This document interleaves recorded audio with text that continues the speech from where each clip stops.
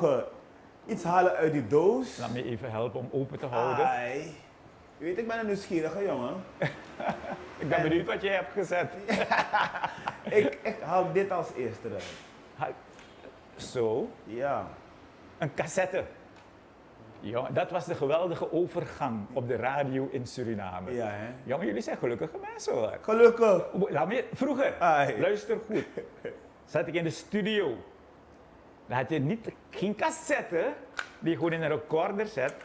Had je van die grote reel tapes, banden. Dan moet je hem loshalen, langs een kop spinnen, vastmaken aan de andere kant, inluisteren, met je hand vasthouden terwijl je praat en dan loslaten als je wil waar je precies moet beginnen. Ja. Dus je was technicus, omroeper, dan moet je ook concentreren op hetgeen je moet zeggen.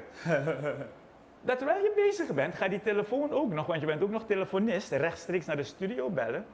En als er iemand kwam voor een overlijdensbericht buiten de reguliere administratietijden, Ja. want dat moesten we altijd aannemen, was standaard, dan zit daar iemand te wachten dat je familiebericht opneemt, kwitantie uitschrijft. Je bent bezig met die reeltape, je bent bezig met de uitzending, concentreren, telefoon. Multitask tot en met. Dus ik zeg, jullie hebben het gelukkig vandaag. Echt, jullie zijn gelukkige mensen om zo te werken. Later kwam er een beetje verlichting met die cassette, want die cassette was al afgestemd, maar te zetten, dichtklappen en staan. Maar nee hoor, dit was veel later. Maar deze cassette is zo bijzonder voor jou, Peter. Ja. Waarom? Want je neemt een cassette mee. Een cassette. Omdat als ik praat met de jongeren, de jeugd van nu, dan weten ze niet eens wat dit is. En het gaat terug naar 20 jaar geleden toen ik pas officieel bij de radio was. Hierop is een fragment van een van mijn eerste presentaties. Libi was een programma die door mijn vader werd gepresenteerd. Een programma van het Boslandpastoraat.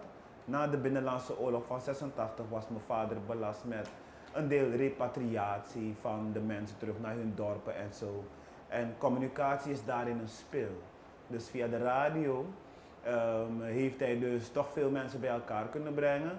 Het werd een tijdje zo druk voor hem dat ik hem mocht helpen. En daar is het eigenlijk begonnen. Dus elke keer als ik hier naar kijk, dan zie ik die hele tory weer. Want dit is mijn eerste opname, maar het is ook mijn laatste cassette ooit. Ik heb geen ene cassette meer in mijn leven. Dus het blijft toch bijzonder, die TDK. Ja. Ik trad bij Radio Pinti in dienst op 1 november 1964, fulltime, als jongen van 16 jaar. What? En het eerste wat ik deed op de radio, Ja. jij vertelde, was een advertentie lezen van Vitalo Voer. Dat vergeet je nooit meer. En nog erbij, dan moet je nagaan, dan Ja. ben ik een jongen van 16 jaar. En mijn eerste programma dat ik presenteerde was Moedersuurtje. Huismoedersuurtje. 11 uur, 1 november 1964 bij Radio Pinti. This is another Supreme production. Supreme TV.